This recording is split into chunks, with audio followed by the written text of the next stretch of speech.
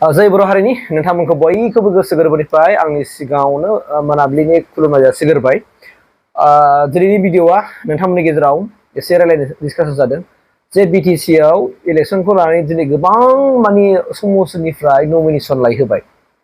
आरो एइबारनि बिटिसि इलेक्सननि बयनिख्रुइबो must interesting मोनसे कन्टेस्टिं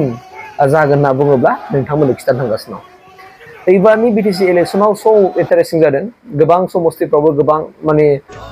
केन्डिडेटफोरनि गेजेराव बुहुत जालायबाय दिनै थारमाने बिराद मोजां मार्जिनफोराव देरहालायसिगोन आरोखि आरो जायफोरनाखि माने जायफोर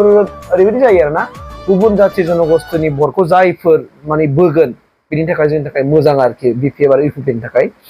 बेनिखायनो दिनै होबाय जों नुबाय कंग्रेसआबो होबाय टिएमसिआबो होबाय एआइइउडिएफबो होबाय बिजेपि होबाय ओमफ्राय मा दंबावो तृणमूल कंग्रेसआबो होबाय नङा होमबा बिजेपि बिथांमोन होबाय आरोखि दा जोंना बयनिख्रुइबो माने खेलाया जागोन होनना बुंदोंबा जोंना इउपिपिएल आरो बिपिएफसो नङा होमबा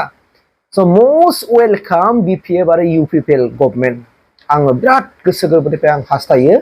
जे इउपिपिएल आरो बिपिएफनि गेजेराव सरकारा जाथारथों नैबे फैबाय थानाय 2025नि जेनोखि अक्ट'बराव दानो गोनां ना सेप्तेम्बर लास्टआव दानोबो हागौ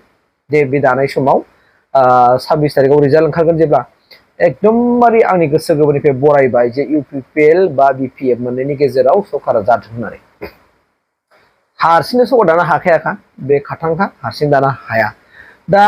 नोंथांमोन आंनि दिनैनि भिडिअ बानायनायनि उद्देश्यआ बे नङामोन दस्रासो थारमाने ओरैबायदि जादों एक्स डिपुटि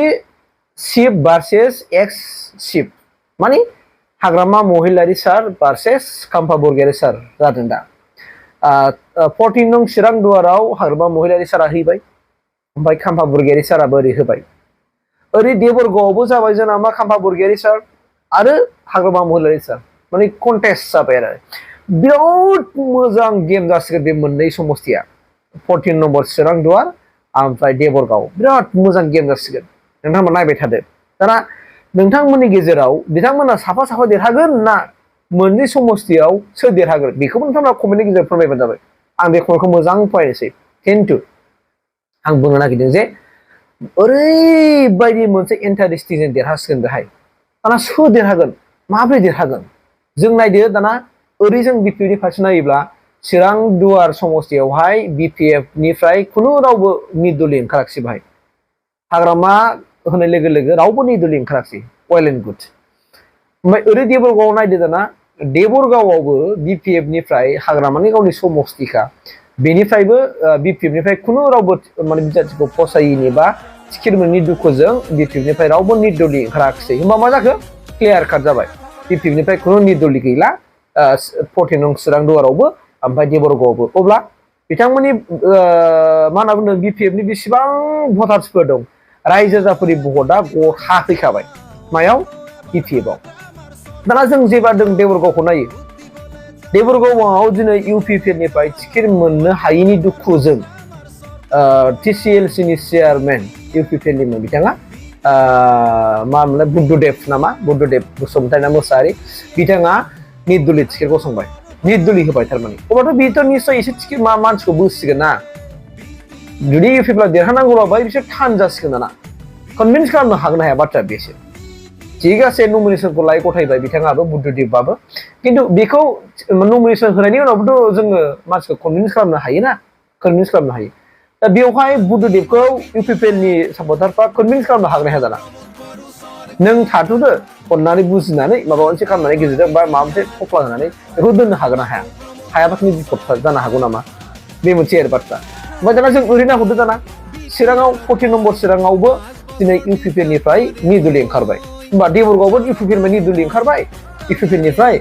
आरो दिनै 14 नं चिरां दुवारावबो इउपिपिएलनिफ्राय निर्दलीय ओंखारबाय माने डक्टर सांग्रांआ 14 नं चिरां दुवाराव होगोन निर्दलीय भाबै गेलेगोन अके दिनै होआखै माबाखौ नमिनेसनखौ हयथ' गाबोन होनो हागौ बे गाबोनसो मिथिसिगोन दा बेखौ कनभिन्स खालामनो हागोन ना हाया पार्टिया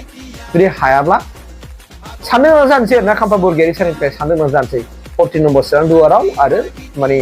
देबरगाव समस्तियाव आरोखि बे मोनसे बिग मोनसे कुइसन आरो साननो गोनां जाबाय आरोखि दा नायनोसै आं दहायनो खादों मस्ट एबारनि बिटिसि इलेक्सननि इन्टारेस्टिं मोनसे समस्ति होनना बुङोबा 14 नम्बर चिरां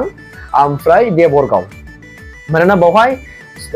एक्स सानैबो एक्स गोजा एक्स सिप आरो एक्स डिपुटि सिप एक्स सिप आरो एक्स डिपुटि सिप सानैजों माने कन्टेस्टिं जाबाय दा खाफाल जासिगोन बिसिनाव रायजो राजा सोरजों बेसेबां दंमारो अनमारोना अनमारा सोरखौ बांसिन फोथायमारदों बबे हान्जाखौ नङा होमबा केन्डिडेटखौ नङा नायनानै नङा खिन्थु हान्जाखौ नायनानैसो भट होयो नालाय गतिके सोर देरहामारो बिपिएफ देरहागोन ना मा देरहागोन बा हाग्रामा महिलारि सार देरहागोन ना खाम्फा बरगयारि सार देरहागोन जों फेडारेसनखौ नेनांसिगोन नङा होमबा रायजो राजाफोर आंनि भिडिअआ बेनोमोन आरो नोंथांमोना मा सानो कमेन्ट होबानो जाबाय एक्टिभ